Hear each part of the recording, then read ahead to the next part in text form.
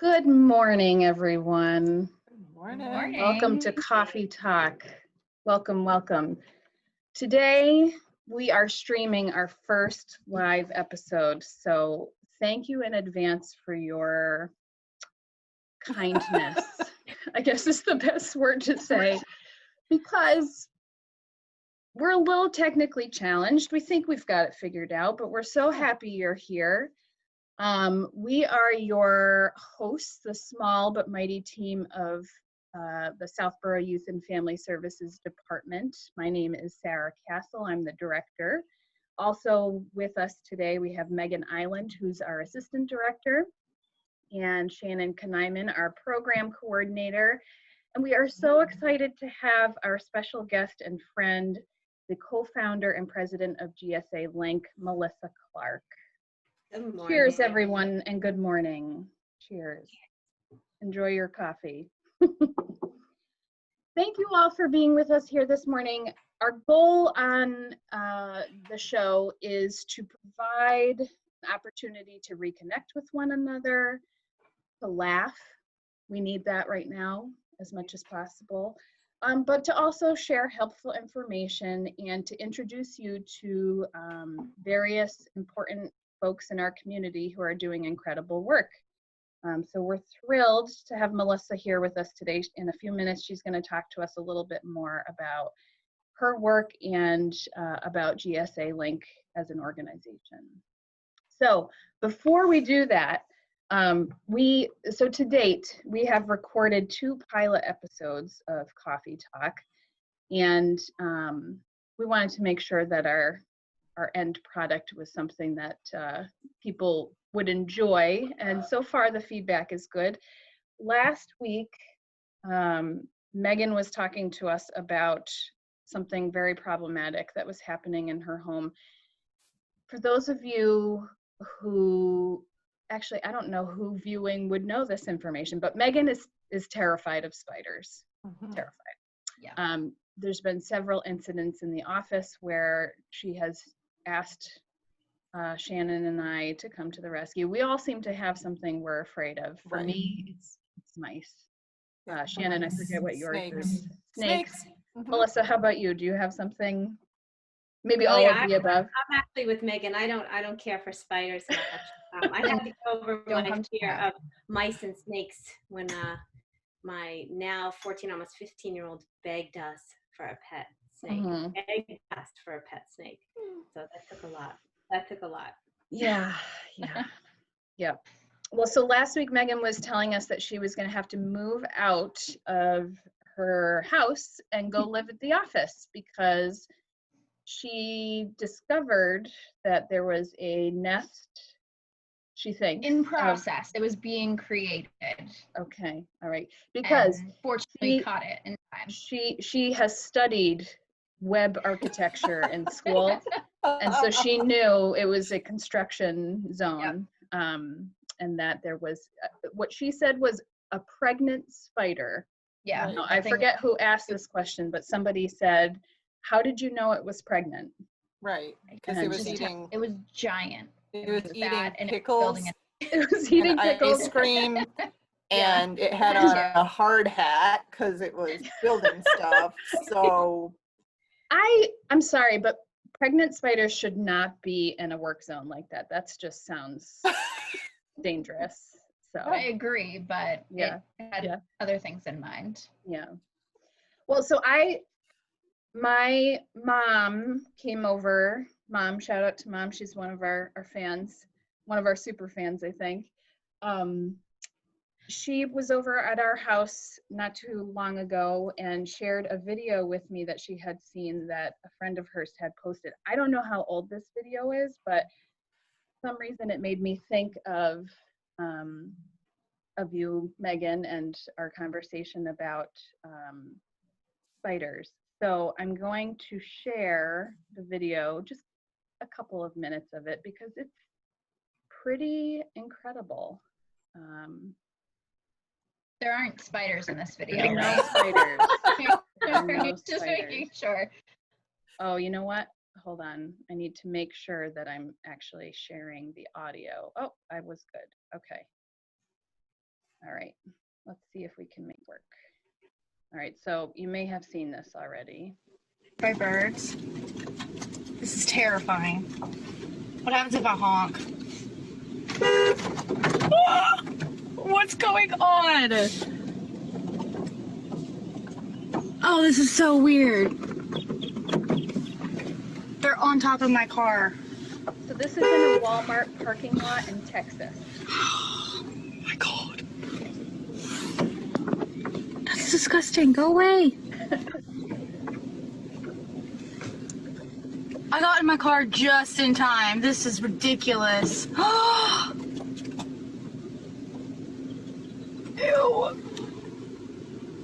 Gonna have to get in the car wash.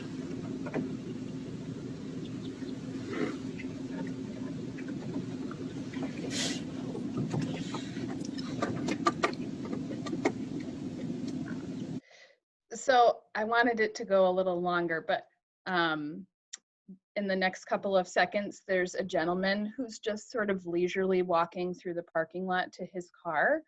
And I can't say that that's how I would respond. I don't know what I would do. Has anybody seen that video before? No. That's No. crazy. Yeah. And I just realized that now I have this fear of being attacked by birds, which I didn't know I had. Birds. before. So thanks for that, Sarah. Right, right. Oh, you're welcome. I've created a new phobia for you. You're Oh my welcome. You're welcome. I mean, we have birds that fly over. We're in a part of a migratory path over the Bolton Flats. So like thousands of birds like that will fly over the house, but they don't stop. Nobody's visiting. Nobody's jumping on my car. Yeah, could you, I don't know how good the audio was, but you could actually hear their little feet like click-clacking all over the roof of the car. And I know. if you keep watching the video, there's a guy that's walking to his car and he's just like doo doo doo, and then somebody's trying to leave and they don't know whether to drive fast or not. They're kind of like stilted. They're kind of like, excuse me, to the crows. Yeah, I have a feeling that if I came out to a parking lot like that I would probably go back inside. Yes. And do a Yeah, little more for shopping. Call for reinforcements. I don't know what I would do. Yeah, who would you call? 911, what's your emergency? There's lots of crows in the parking lot. Like a lot, like more than a lot, like many. Yeah, like not just like 10, thousands. Maybe buy a bag of popcorn or something and see if you can Just get them throw it. all at Good one idea. side. Make a run for it. I don't know. Woo. Yeah, that was Yeah. crazy. I just that scene where like they all fly off of the roof. It's like a blackout in the sky. Hmm. It reminds me, does anybody know, there's a late comedian, he passed away, sadly, of an overdose at a very young age, but he was very funny, Mitch Hedberg. He talks about why can't there be a cute infestation, and he talks about, he creates this image of a koala bear infestation. He says, I walk into my apartment and I flick the lights on and koala bears scatter. And I'm really sad because I want to hold one. And so I don't know where all these spiders and crows are coming from, but Yeah, it's never cute. It's yeah, never like a cute, kitten infestation would be awesome. right? Yeah. Maybe. I Yeah. don't know. Anyway. All right, enough with the infestations. Maybe we'll have more to share with that in the future, but I would love to again introduce our special guest for today, Melissa Clark. Melissa is the co-founder and the president of GSA Link. GSA Link is you're a nonprofit organization, right? Yeah. They do amazing work to support youth in the LGBTQ+ community. And we had the pleasure of having Melissa come into our office to do a training with us. That was back in January. Do you believe that?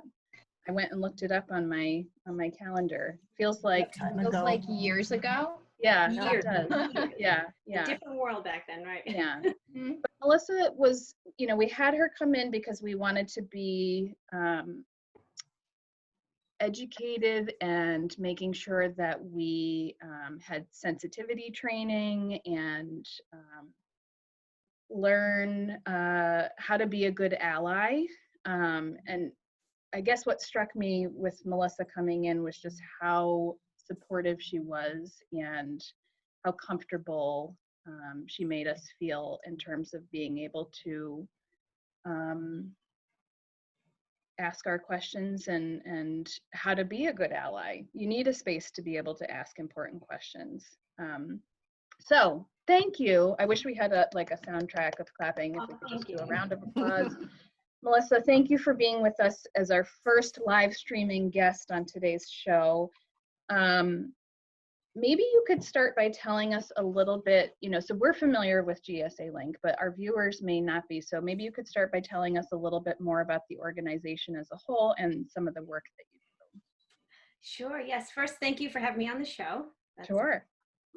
I'd be happy to talk about GSA Link. So like you said, GSA Link is a newly established nonprofit my son and I started a little over a year ago. And we just got our official 501c3 back in September, which I'm very excited about. We're very proud to have gone through that process and finished it. Our mission is to connect, empower, and inspire LGBTQ youth. And we tackle that mission in a variety of ways. We have groups for K through 5 transgender and gender exploring youth, which is our Little Links. This group is filled with the most amazing littles. I love these kids so much. We have so much fun. We have groups middle school and high school teens, everything from support groups to meetings, workshops, volunteer opportunities, internship opportunities. Some of our workshops, they range from self-care and love to confidence building, to advocacy work, to sexual education. We have groups for parents. We also have workshops for parents to help educate them and maybe understand better what their child may be experiencing. We also have our linked mentoring program, which we launched this late winter before COVID-19. And this is a project that I am very excited about. We had the opportunity to collaborate with Clark University and their students. And this is a mentoring program. We have screened, trained LGBTQ college students mentoring our GSA Link kids, and it has been phenomenal. We're very excited to pick that back up in the fall. So that's a new program that has been amazing. I mean, I could go on and on and on about GSA Link. Truly, GSA Link is it's a safe place filled with the most wonderful people, and it's welcoming everyone in the LGBTQ. That's great. We will, toward the end of the show, we'll share some more contact information because I'm sure, as you said, you could talk even longer about the work that you guys are doing. And folks might want to know how they can learn more about that. So we'll be sure to share your website and contact information. Thank you. That'll be great. Sure.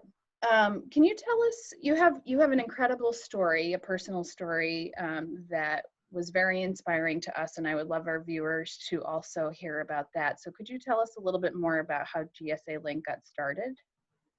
Yes, of course. So I think to really understand how GSA Link got started, you would need to know the journey my family has been through.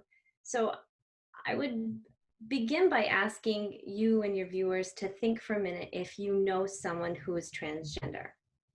Because a few years ago, I didn't think that I did. A few years ago, I didn't even know what transgender meant. Turns out, not only did I know someone, but I was raising them.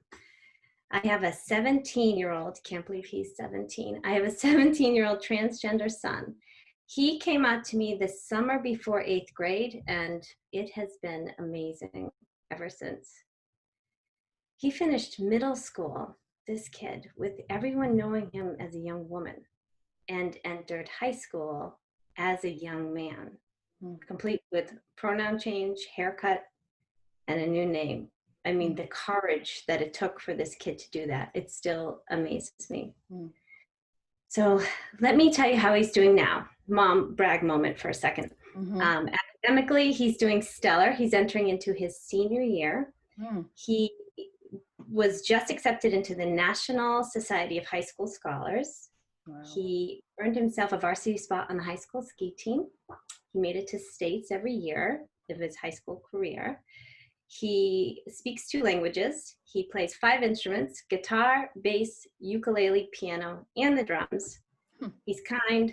He's compassionate. He's probably the best friend you could ever ask for. And knowing all of that, what I'm most proud of is that he's happy, but like really happy, because it hasn't always been that way. Ever since he was little, he struggled, he suffered from anxiety and anger. This inner anger, we could never figure out where it was coming from. And the anxiety, if any of you have ever truly dealt with anxiety, then you know it's a tricky beast. Socially, he struggled. I mean, his elementary years were difficult. His anxiety reached an all-time high the summer before 8th grade, and I was scared. Actually, I'll never forget, it was a hot August night. We had been shopping all day for a wedding that we were going to, and we couldn't agree on a pair of shoes. And in a last-ditch effort to find something, we ended up in the parking lot of DSW, of all places. We were hot, we were tired, and we sat there, and I knew there was something else going on. I just didn't know what it was. And so I asked him, I said, listen, you can tell me anything, but I can't help you if I don't know what's going on. And in that moment, he looked at me in a way that no parent wants their child to look at them. His eyes were filled with worry and fear that it made me nervous, thinking, what is this kid about to tell me? And he took a deep breath, and he was so courageous, and he said, Mom, I'm transgender. I mean, my heart started to pound, my mind started to race. I started to sweat because I didn't even know what transgender meant. But in that moment for him, I knew it was big. So I took a deep breath, I pulled myself together, and I listened. I listened, and then I asked questions. So many questions, a lot of questions. I mean, we sat there for over an hour, and I must have asked him a million questions. And in the end, although I wasn't certain of it much, I knew a few things. I knew that I loved this child unconditionally. And I knew that he was the same he had always been. He just didn't feel exactly like I thought he felt. And I realized I had a whole lot of learning to do. And, you know, since then, everything has changed. He has shown me a side to this world that I didn't even know could exist. But for your parents out there who may be just starting on this journey, if I'm going to tell you my truth, had you asked me a few years ago if I had a wish, I would have wished for none of this to be happening. I would have wished for everything to stay the same, the way that I had always known it.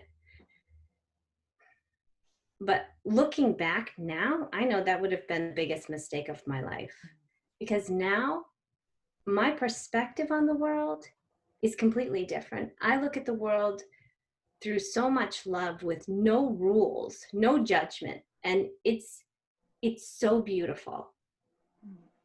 My son, the anger I was talking about, it's gone. His anxiety's in check. He's happier and more successful now than he has ever been. When he first came out to me, I quickly realized I had no connections, no network in the LGBTQ community, no resources for him, myself, or our family. So I ended up becoming a speaker and advocate for PFLAG, which is a national organization, a phenomenal organization that supports and advocates for the LGBTQ community. And I had the opportunity as a speaker to travel around, and a lot of the places we spoke at were schools. So I spoke to the faculty, I would speak to the student body, and then I would have the opportunity to speak to just the GSA clubs. And what I quickly realized that shocked me, honestly, was that the GSA clubs, the kids in these clubs are still so isolated. Mm-hmm. And more than half of them aren't supported by their families, Mm-hmm. which really surprised me. But the kids were amazing. They were fun. They were funny. They were a pleasure to be around. I would come home and I would tell my son all about these kids I met. And he said, like, he thought it was interesting that they're so close. We're just talking about the next town over. He's like, they're 10 minutes away, yet none of us know each other. He's like, it would be really cool if we could, you know, do something where we could connect everyone. Mm. And really, that's how GSA Link started. It was me, my son, and one other kid showed up the first meeting. The next meeting, there was, you know, 2 more kids, then it doubled, then it tripled.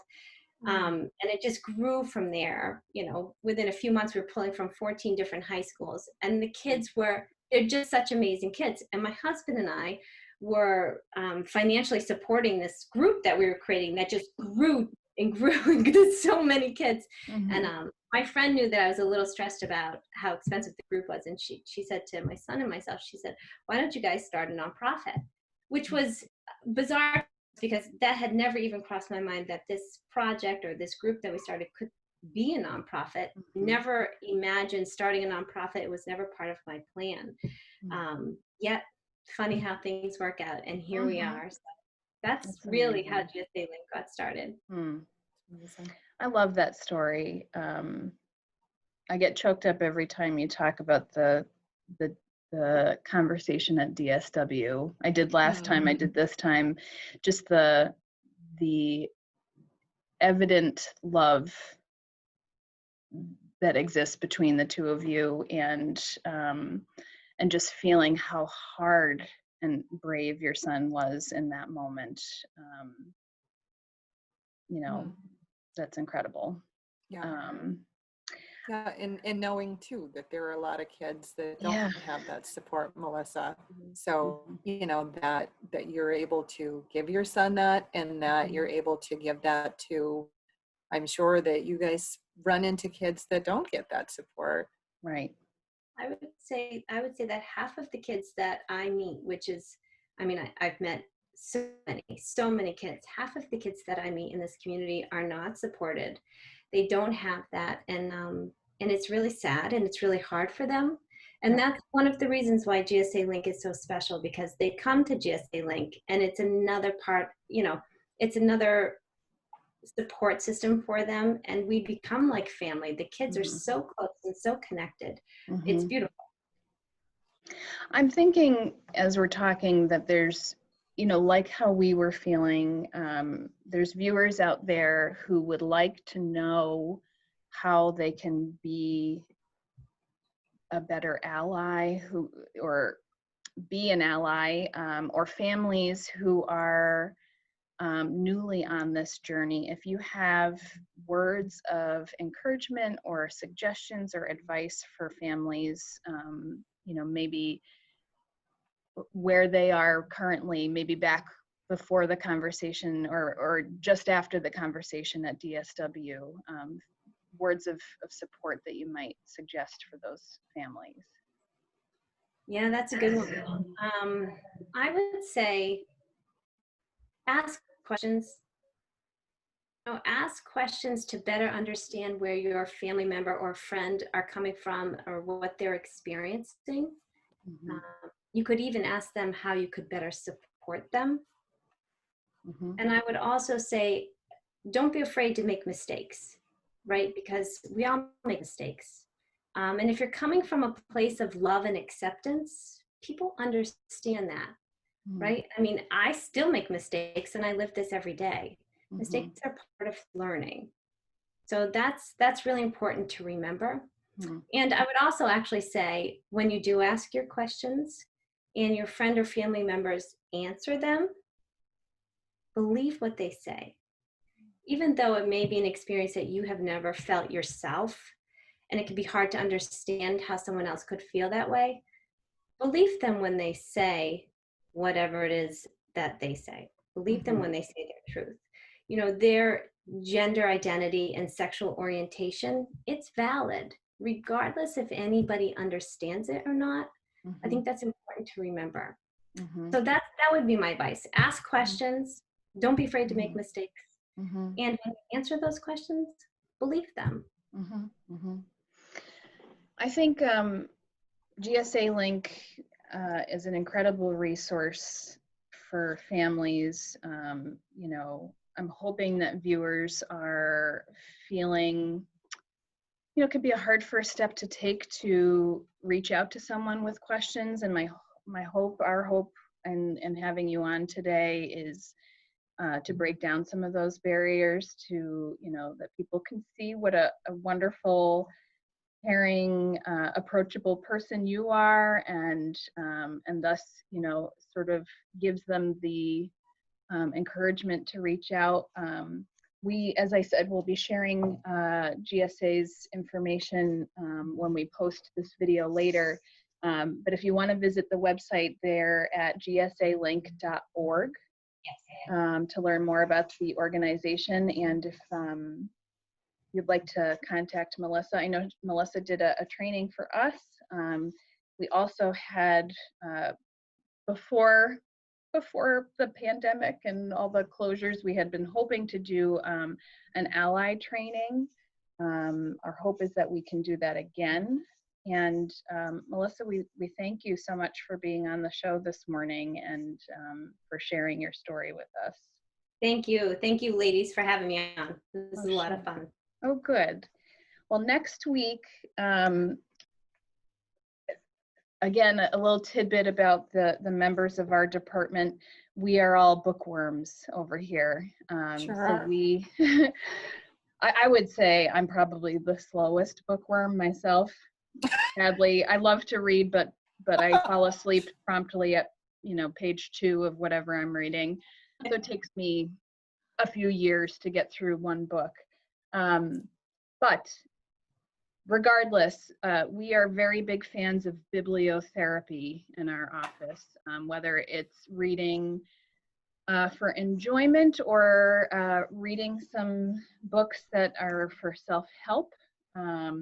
We have a whole library. I'm looking across the way here. We have a whole library of books for residents to borrow, and we are very happy to invite the children's librarian from Southborough Library for our next Coffee Talk episode. So that's next week on July 7th. Again, Tuesday, 10 a.m. live streaming, and we'll post the video again afterwards. So we'll be talking with her about bibliotherapy. We might have some great book recommendations for folks, and we'll hear from the Southborough Public Library about some great programs that they have coming up to support people's reading efforts. So again, thank you, Melissa, for being with us today, and thank you, Coffee Talk viewers. We'll see you next time. See you next week. Bye. Bye.